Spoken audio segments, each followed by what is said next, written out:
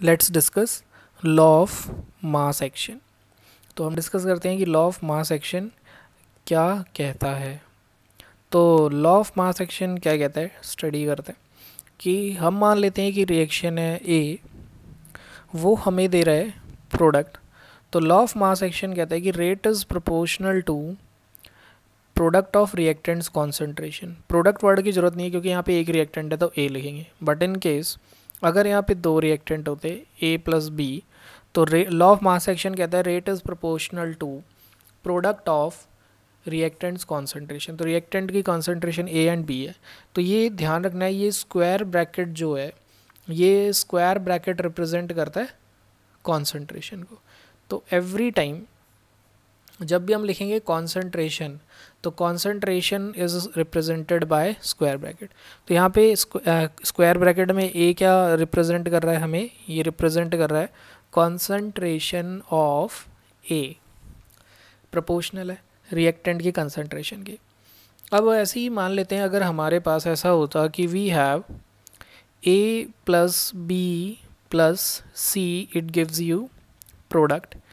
तो according to law of mass action अब इसका रेट क्या हो जाता, rate is proportional to concentration of A B, जितनी भी रिएक्टेंट की कॉन्सेंट्रेशन है उसे मल्टीप्लाई कर देते हैं। Okay, now let's assume another reaction, एक और रिएक्शन एज्यूम करते हैं, like 2a gives you product. I guess अब आप ये भी सोच सकते हैं this reaction can also be written as a plus A gives you product, both are correct. By definition अगर हम रेट लॉ लिखें तो रेट इज इक्वल टू या proportional to product of reactants concentration, यानी ए को दो बार multiply कर दिया एंड ये फिर क्या हो गया ए का स्क्वायर। तो अगर इसको ऑब्जर्व किया गया तो देखा गया कि जो कोफिशिएंट ए का आया, जो ए का कोफिशिएंट था वो पावर में आ गया। तो यहाँ से एक रूल बना दिया गया कि अगर कोई रिएक्शन लिखी हुई है इन द फॉर्म ऑफ, अगर उसको हम ऐसे लिख रहे हैं उस इक्वेशन को, suppose 2a plus 3b it gives you product, तो इस रिएक्शन का लॉ ऑफ मास एक्शन के अकॉर्डिंग रेट होगा proportional to a raised to power 2 and b raised to power 3, means जो हमारा कोफिशिएंट था वो पावर हो गया है।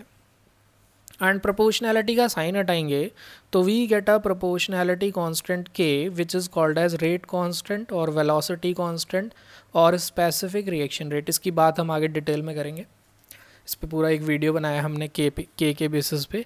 तो के is very important term, but अभी के लिए इसे छोड़ देते हैं। तो यहाँ से हमने ये इंटरप्रेट किया कि law of mass action states that rate of a reaction is directly proportional to product of reactants concentration each raise to the power equal to its coefficient. मतलब जो रिएक्टेंट्स हैं ए की कंसंट्रेशन ले लो, अगर बी है तो बी की concentration ले लो, अगर उसका कोफिशिएंट ए है तो ए को ऊपर लिख दो, अगर उसका कोफिशिएंट बी है तो बी को ऊपर लिख दो। And where K is a proportionality constant, अभी टाइमिंग इतना हम मान लेते हैं। तो in this way we can explain, इस तरीके से हम क्या कर सकते हैं, लॉ ऑफ मास एक्शन को समझ सकते हैं। बट ये कम्प्लीटली करेक्ट नहीं है, बिकॉज इसमें जो सबसे बड़ा फ्लॉ है, इसमें जो एरर है, जो गलती है, वो क्या है कि हमें पता है, हम पहला लेक्चर आपने पढ़ा है factors affecting rate of reaction में, rate is proportional to concentration directly. Concentration ज़्यादा होगी तो रेट ऑफ रिएक्शन ज़्यादा होगा। तो आप एग्जांपल लीजिए कि अगर किसी वेसल में हमें शुगर डिज़ोल्व करना है, अगर किसी वेसल में शुगर डिज़ोल्व करना है तो अगर शुगर हमने बहुत ज़्यादा डाली है शुरू में तो तेज़ी से डिज़ोल्व होगी। जैसे जैसे शुगर का अमाउंट कम होगा उसका रेट ऑफ डिज़ोल्यूशन कम होता जाएगा। मतलब शुरू में शुगर क्या है, ज़्यादा है, और बाद में क्या हो गई, कम। थोड़ी देर के लिए मान लेते हैं दिस इज़, तो धीरे धीरे जब वो वैल्यू कम होती जाएगी, जैसे जैसे कम होगी वैसे वैसे उसका सॉल्युबिलिटी क्या होता जाएगा, लेस होता जाएगा। तो यहाँ से ये समझ आ रहा है, ये कहना कि रेट ओवरऑल कॉन्सेंट्रेशन पे डिपेंड कर रहा है इज़ समवेयर इनकरेक्ट। कई बार करेक्ट भी हो सकता है, कई बार इनकरेक्ट भी, बट कोफिशिएंट को पावर बनाना एवरी टाइम इनकरेक्ट है। This is the flaw of law of mass action. Now अब लॉ ऑफ मास एक्शन को ओवरकम करने के लिए आया रेट लॉ। अब रेट लॉ क्या कह रहा है? रेट लॉ सेम वही बात बोल रहा है कि rate of a reaction is directly proportional to product of reactants concentration. A की कॉन्सेंट्रेशन लिख दो बी की, बट अब जो कॉफिशिएंट है ए वो नहीं लिखा है और बी जो है उसे भी नहीं लिखा है, उसकी जगह क्या लिख दिया? Alpha and beta, where alpha and beta may be और may not be, this line is very important, may be और may not be equal to stoichiometric coefficient. और उससे भी इम्पॉर्टेंट लाइन है ये, रिएक्टिंग स्पीशीज़ को ही देखना है। और जो ध्यान हम जनरली इग्नोर कर देते हैं, बैलेंस्ड सबसे पहले चेक करिए कि इक्वेशन बैलेंस है या नहीं है। तो अल्फ़ा बीटा कॉन्सेंट्रेशन स्टोइशियोमेट्रिक कॉफिशिएंट हो भी सकते हैं, नहीं भी हो सकते हैं। तो इन शॉर्ट जो आर.सी. मुखर्जी बोलती है, there is a physical chemistry book, उसके अकॉर्डिंग अल्फ़ा एंड बीटा जो है दोज कॉन्सेंट्रेशन टर्म्स है are those concentration terms on which rate of reaction actually depends, terms on which rate of reaction actually depends। अब आप बोलोगे actually depend कर रहा है, ये कैसे पता चलेगा? इसमें एक बहुत इंपॉर्टेंट वर्ड वो यूज़ कर रहे हैं, एज डिटरमाइंड एक्सपेरिमेंटली। ये डेफिनेशन का इंपॉर्टेंट पॉइंट है कि एक्सपेरिमेंटली हम डिटरमाइन करते हैं इस बात को। तो this line is important, determined experimentally. तो यहाँ से हम एक टर्म निकालते हैं ऑर्डर ऑफ रिएक्शन का। तो पहले डेफिनेशन एक बार पढ़ लीजिए फटाफट कि what is rate law. Rate law क्या कहता है? रेट लॉ बोलता है कि rate of a reaction is proportional to product of reactants concentration on which rate of reaction actually depends as determined experimentally. ये इंपॉर्टेंट पॉइंट है, लिख देते हैं, एज डिटरमाइंड एक्सपेरिमेंटली। मतलब थ्योरेटिकल वे नहीं है इसे पता लगाने का, हम हमेशा एक्सपेरिमेंटली ही पता लगाते हैं। तो ये थोड़ा शॉर्ट में लिख देते हैं, experimentally.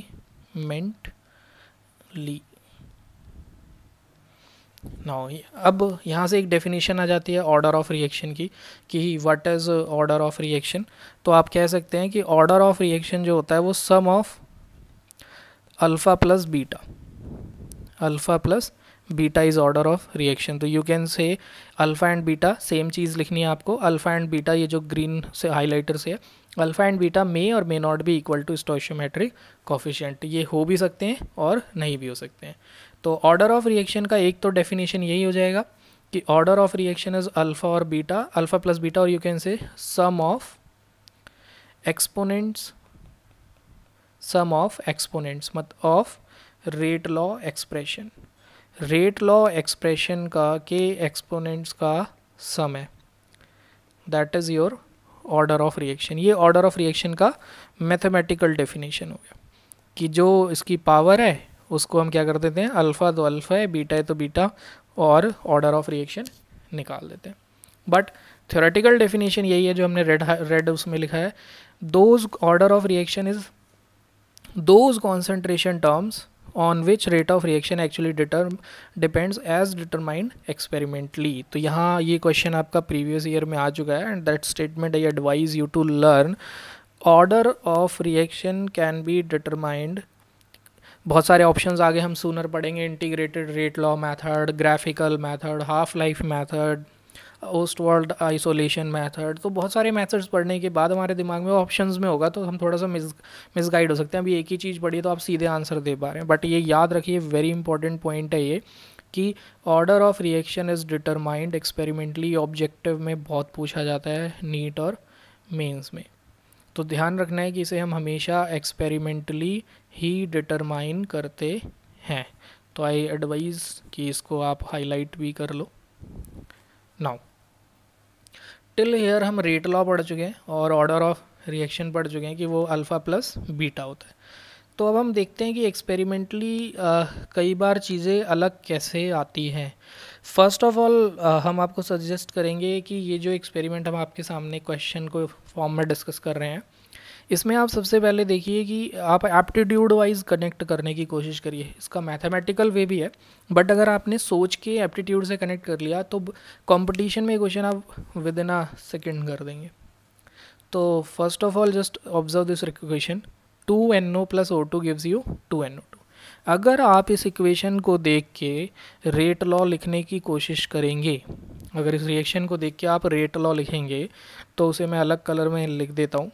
Rate is equal to के, जो कॉफिशिएंट है वो पावर में चला गया, तो हमारा रेट लॉ एक्सपेरिमेंट ये होना चाहिए। दिस इज़ एक्सपेक्टेड, ये हमारा एक्सपेक्टेशन है। नाउ लेट्स सी कि ये जो रेट लॉ एक्सप्रेशन हम लिख रहे हैं वो सही लिख रहे हैं या नहीं। नाउ अब देखिए, जैसे ये एक्सपेरिमेंट है, तो अगर आप इस एक्सपेरिमेंट को ध्यान से देखेंगे तो एक्सपेरिमेंट नंबर 1 और 2 में ऑक्सीजन की कॉन्सेंट्रेशन सेम है। तो यू कैन से इन एक्सपेरिमेंट नंबर 1 O2 का कॉन्सेंट्रेशन 0.3 है, एक्सपेरिमेंट नंबर 2 O2 का कॉन्सेंट्रेशन 0.3 है। बट NO का कॉन्सेंट्रेशन आई गेस हम समझ पा रहे हैं कि NO का कॉन्सेंट्रेशन क्या हो रहा है, इट इज़ डबल।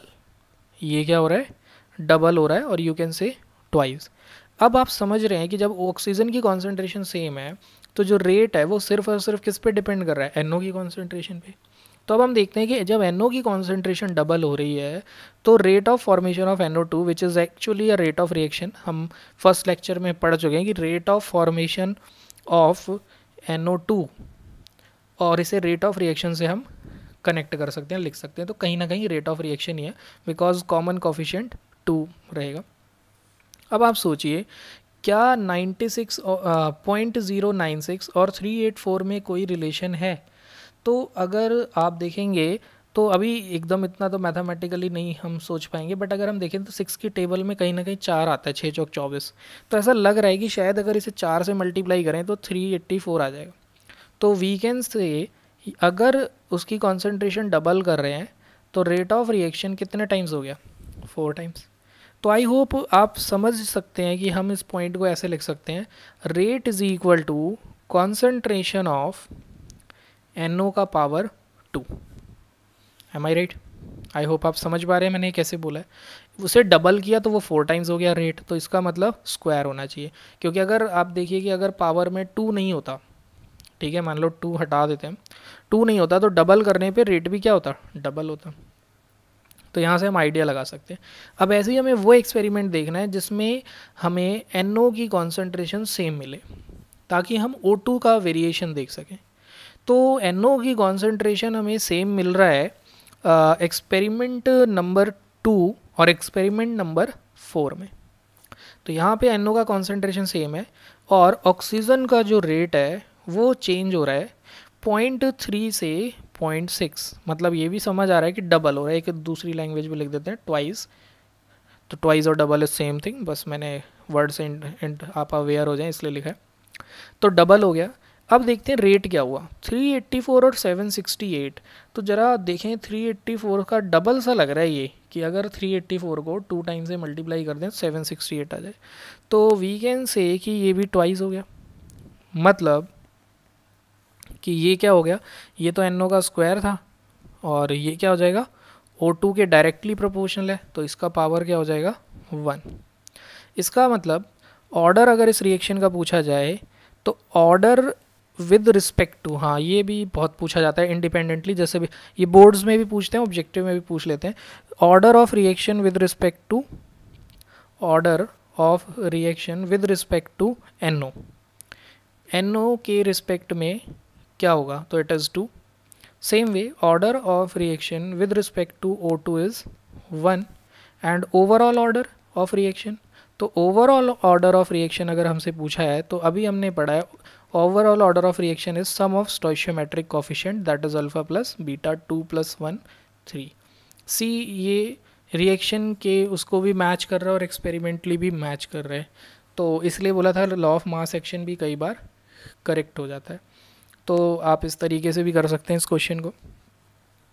इस क्वेश्चन को करने का एक मैथमेटिकल वे भी है। उसे करने का मैथमेटिकल वे ये है कि सपोज़ हमें ये नहीं पता कि रिएक्शन का रेट क्या होगा, तो हम एज्यूम कर लेते हैं let rate is equal to K A raise to power alpha and B raise to power beta.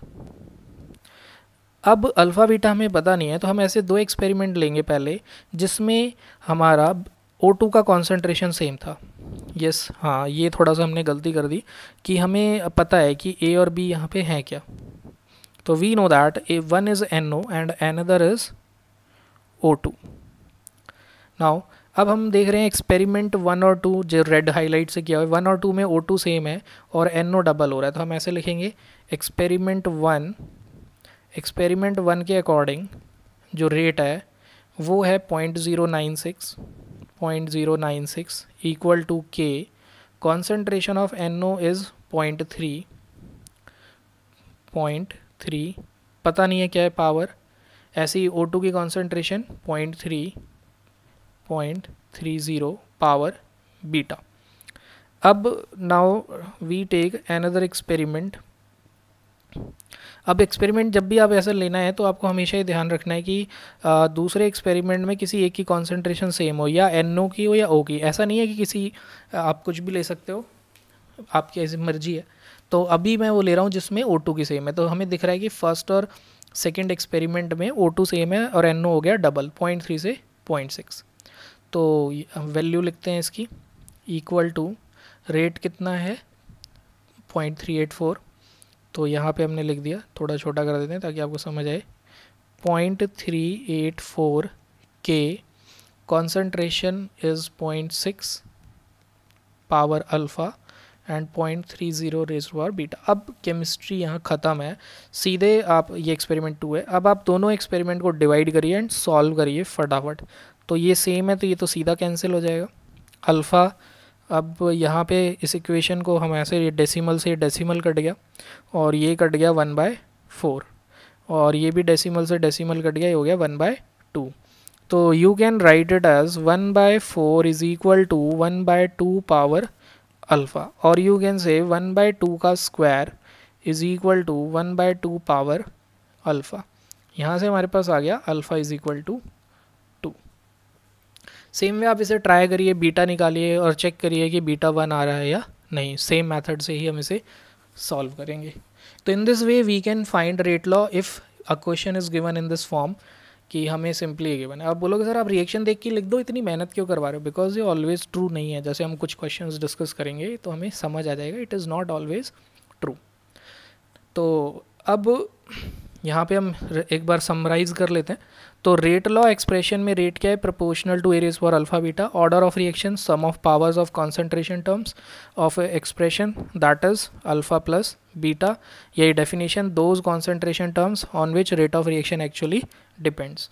अब NCERT का ये क्वेश्चन है कि आपको बताना है कि 4.3 एग्जाम्पल है, रेट इज़ K और K rays power this, and आपको ऑर्डर ऑफ रिएक्शन बताना है, find order.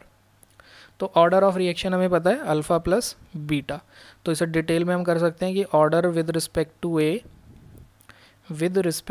A order is 1/2 and with respect to B order is 3/2 and overall order is, जो ओवरऑल ऑर्डर होगा वो सम हो जाएगा 1/2 plus 3/2 which is 2। So 2 is our final answer. Same way order with respect to A के respect में जो order है वो कितना है 3/2 and with respect to B is -1। ये एक्सप्रेशन ये भी शो कर रहा है, ये जो रेट लॉ क्वेश्चन में गिवन है, कि order can be negative also, order negative भी हो सकता है। एंड ओवरऑल ऑर्डर इज़, जो ओवरऑल ऑर्डर होगा रिएक्शन का वो क्या होगा 3/2 -1। तो योर आंसर इज़ 1/2। तो order of reaction can B fractional also. तो आप इस तरीके से डायरेक्टली अल्फ़ा बीटा प्लस करके भी वैल्यूज़ निकाल सकते हैं। तो नेक्स्ट लेक्चर में कवर करेंगे कैरेक्टरिस्टिक्स ऑफ रेट